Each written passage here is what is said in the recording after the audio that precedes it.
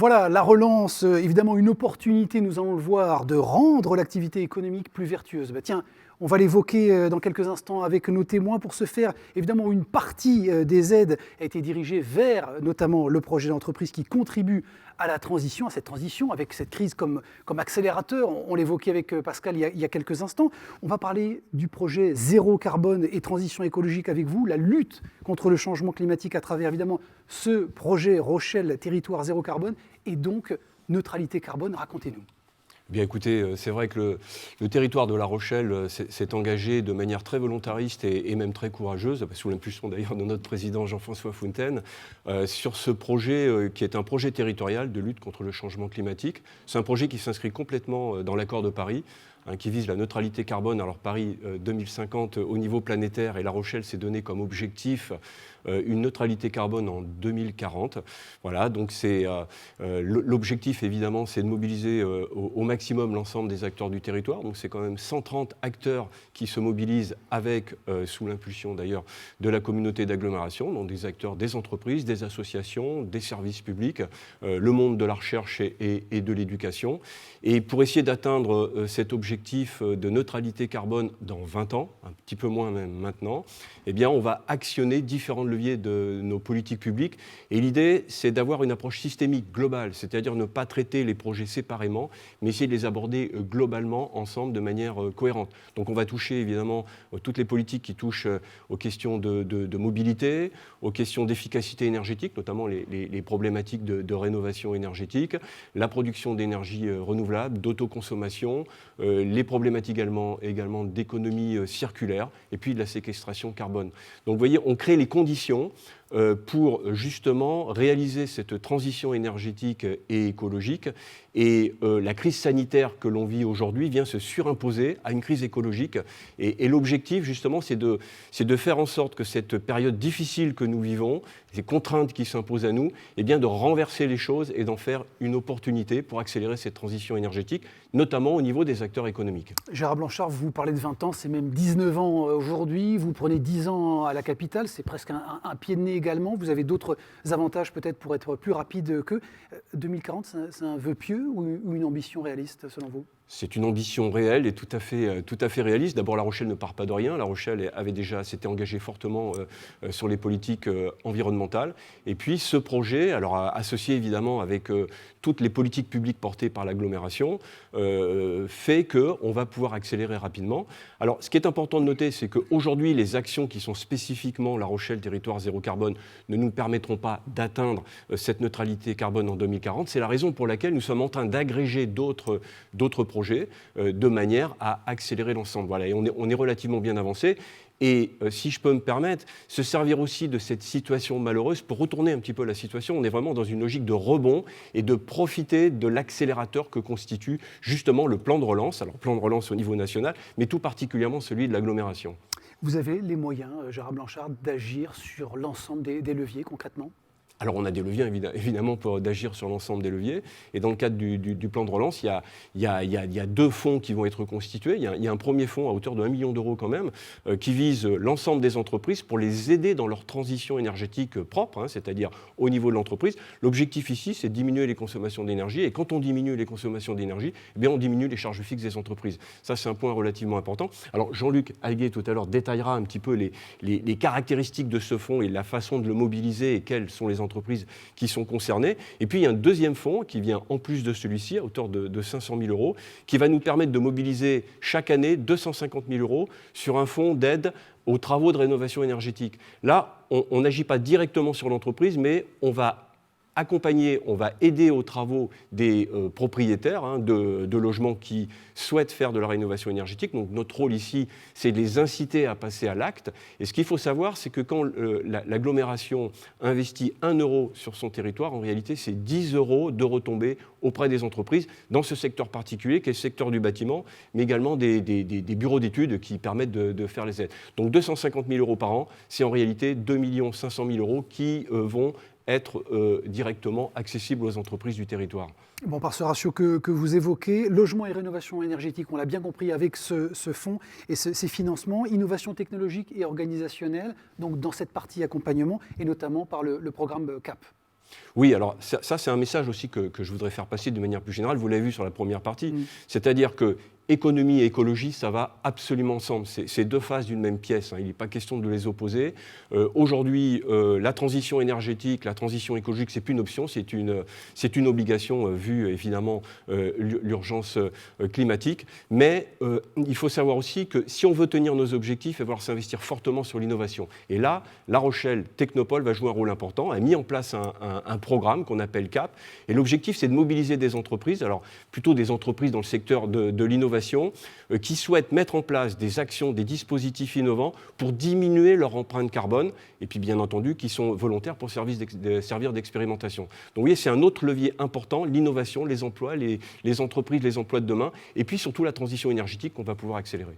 Merci Gérard. Jean-François Fontaine, je me tourne vers vous. Est-ce que sur le territoire, vous avez le sentiment, ce qu'on évoquait à l'instant, d'être sorti de cette opposition un peu historique entre écologie, économie? Est-ce que vous avez fait le choix d'une écologie pragmatique, réaliste, qui n'est pas contraignante? Nous avons fait ce choix, très clairement. Mais nous sommes aussi entraînés par des entreprises de notre territoire.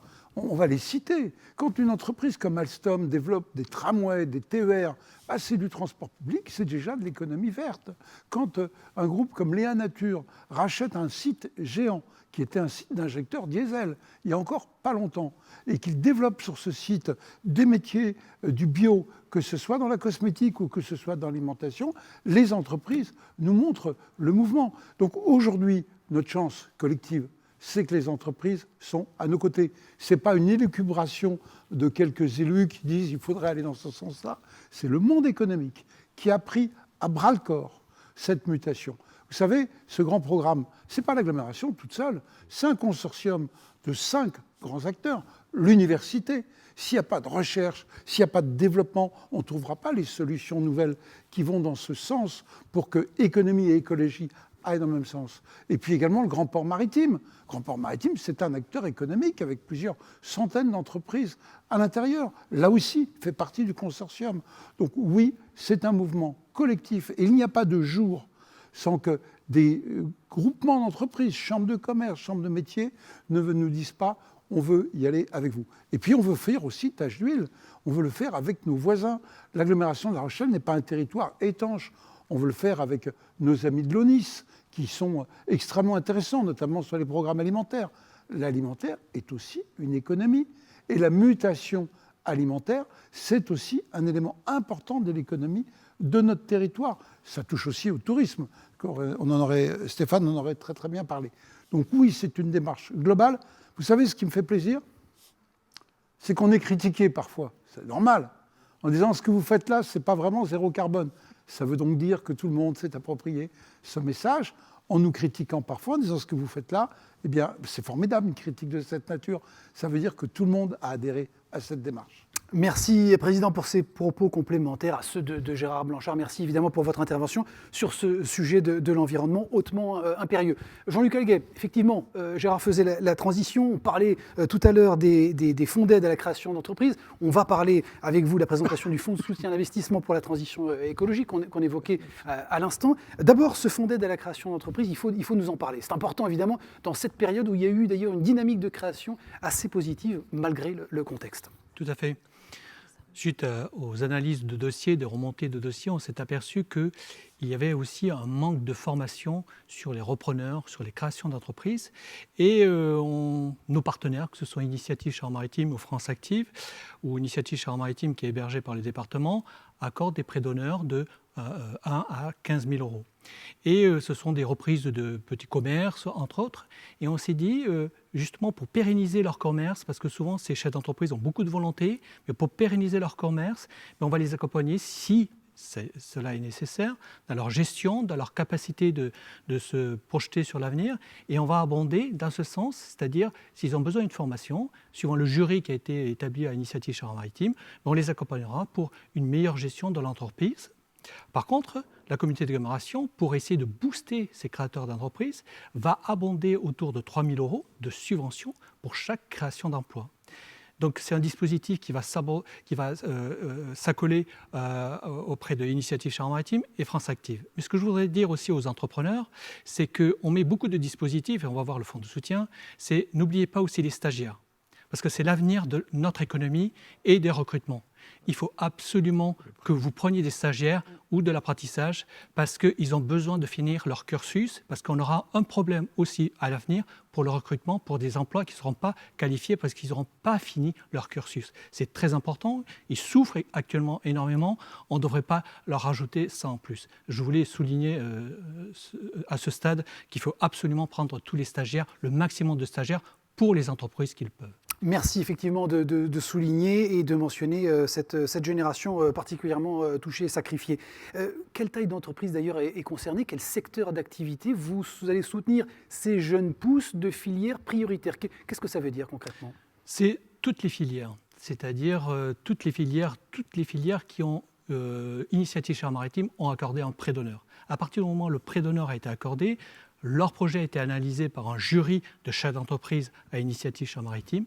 Et nous, derrière, on n'a pas besoin de mettre un dispositif complémentaire. Ça sera automatique à partir du moment où du jury de France Active ou Initiative Charente-Maritime demandera que cette entreprise soit accompagnée. On l'accompagnera avec nos partenaires, que ce soit la CCI ou la CMA ou d'autres prestataires, sur leur gestion. Et s'ils créent un emploi rapidement, ils auront 3 000 € de subvention. Bon, vous avez évoqué évidemment encore le partenariat avec Initiative et France Active. Comment est-ce qu'on fait pour en bénéficier de ce dispositif? Tout simplement, à partir du moment où vous allez postuler à Initiative Charente-Maritime, vous déposez un dossier pour la reprise d'entreprise ou création d'entreprise. C'est Initiative Charente-Maritime qui a la main. Une fois que le jury a validé, ça se fera automatiquement. Initiative Charente-Maritime va nous avertir, ou France Active, pour pouvoir abonder au dispositif. Bon, quelques métriques éventuellement sur des volumes engagés, déjà sur cette partie-là, on a quelques retours. Le métier, il est pas limité. Pour le moment, c'est en fonction des dossiers. À peu près, il y a 20-30 dossiers par an de création ou de reprise d'entreprise qui sont traités par Initiative Charente-Maritime. Peut-être plus pour l'avenir, mais c'est à peu près la proportion. Ça peut monter jusqu'à 40 dossiers à l'année. Voilà pour ce fonds d'aide à la création d'entreprises. Présentation du fonds de soutien à l'investissement pour la transition écologique. Évidemment, Gérard a envie de dire plein de choses, mais il vous a laissé le biscuit principal. On va parler notamment de calcium. La Rochelle a une forte attractivité. On le sait, ça a des enjeux sur le foncier, sur la lutte contre le mitage. Racontez-nous, par ce prisme-là déjà. Mais justement, comme Gérard a expliqué, on a un projet, le président en tête de pont, pour mener à bien ce projet de territoire zéro carbone. Donc il faut mettre des actions en face, et des actions fortes. Calcium est un dispositif qui a été émis sur la mandature précédente pour accompagner les entreprises à l'investissement. C'est une avance remboursable qui peut aller jusqu'à 250 000 € par projet. Et on s'est dit cette fois-ci, pour aller plus vite, pour accompagner ces entreprises, on a un problème aussi d'espace sur nos parts d'activité, où nos parts d'activité se remplissent très rapidement parce qu'on a une forte attractivité autant en logement que d'entreprises. Et on s'est dit, il va falloir maîtriser notre foncier sur la communauté d'agglomération, éviter au maximum le grignotage sur les terres agricoles. Donc, on va pousser les entreprises, à partir du moment où elles vont pouvoir densifier sur les parts d'activité, où elles vont accepter et où vont accepter aussi des baux. C'est quoi des baux? Des baux à construire, un bail amphithéotique, c'est-à-dire la communauté d'agglomération va garder la maîtrise du terrain et l'entreprise va investir sur un bail amphithéotique. Elles auront droit au projet Calcium jusqu'à 250 000 € d'avance remboursable sur 7 ans à taux zéro. Et en plus, elles auront droit à une subvention maximum de 75 000 € par projet. Je vais vous donner un exemple tout simple. Elle a un projet d'investissement immobilier de 700 000 € sur un bail amphithéotique. Elle demande un prêt remboursable de 250 000 € sur 7 ans. Et en plus, elle aura droit au maximum de la subvention, c'est-à-dire c'est 15%, donc ce sera 75 000 € de subvention qu'elle va pouvoir abonder au projet pour inciter les entreprises à justement aller sur des bails amphithéotiques ou des baux à construire. Bon, c'est très clair, Jean-Luc Alguet. Est-ce que c'est un fonds qui s'adresse à toutes les PME de toutes les filières? Sur la communauté d'agglomération, on a une diversité où tout à l'heure on est très résilient, plutôt plus résilient que d'autres territoires parce qu'on a une diversité des filières. Justement, il faut les conserver et renforcer cette diversité des filières. Donc, c'est adressé à toutes les filières du territoire. Dont acte. Merci beaucoup, Jean-Luc, pour la présentation de ces deux fonds.